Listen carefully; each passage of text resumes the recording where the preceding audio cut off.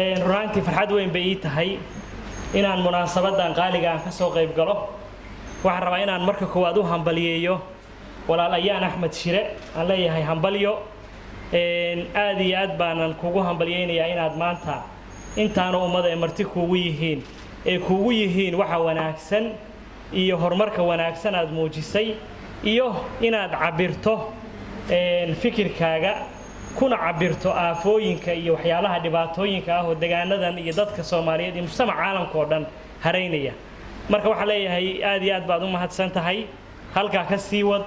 insha Allah taala waxaan ka rajaynaynaa kuwan iyo kuwa kale oo la sheegay Carabiga ku qoran iyo kuwa kale oo ka sii badanba in Ilaahay kura garab galo anaguna waa kugu ducaynaynaa waana kugu hambaliyeynaynaa run ahaantii caawa waxaan maleynayaa ayaan hal qof ka farxad badan waxa ka farxad badan Aaba Axmed Shire isagana waxa leeyahay hambalyo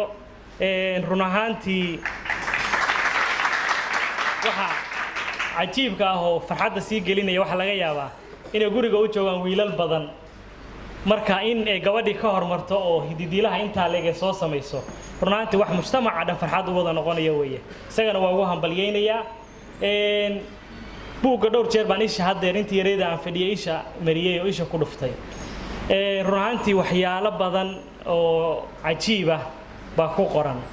marka waxaan rajaynayaa insha Allah taala inaynu kulligeen sidan xuduurka u soo wada camirnay inaynu buuggana u wada gadano wuxuu noqonaysaa dhiirigelin waxay noqonaysaa oo sababaysaa in buugaag kaleeto iyo han kale uu sii galo walaasheen aad iyo aad baad u mahadsantihiin waxaan leeyahay walaashay hore u soco waxaan ku rajaynayaa insha Allah taala mustaqbal waara waxana waajib inagu ah cid walba oo dadkeena oo deegaanka ah oo hami ku jiro inuu wax qoro inaynu dhiirigelino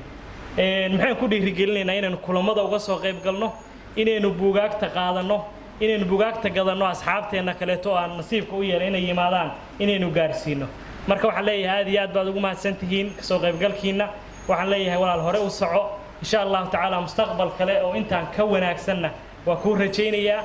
waxa laga yaabaa inaynu maalintii dhowr jeer akhrino maqaal wiil aan waxba baran social mediahaas ku xoogsada ah wax wanaagsan aan sheegi karin inaynu maalintii oo dhan dhageysanayno aafa kale hadda soo baxdayo waxa laga yaabaa dadka dhalinyarada ah inta badan in la daawanayo nimo waaweyn oo bootaris marinaya maantana lagu mashquulsaya marka waa aafooyinka kamida oo hadda waxyaalaha laga sheekeynayo mashquulooyinka jira weey Soomaa marka waxaan rajaynayaa inaynu ku bedelano inaynu dhinaca wanaagsan iyo buugaagtaas iyo waxyaalahaas aynu ku bedelano walaasheena waxa leeyahay mar labaad aafada TikTok iyo social media way iska badayeen inta ku dhamaan baayaan sheeg docda kale aan uga faa'iideysano waxaan arkayay maalmahan social media ku arkayay Cabdiraxmaan Cabshakuur oo wuxuu sameystay YouTube marka oo waxa leeyahay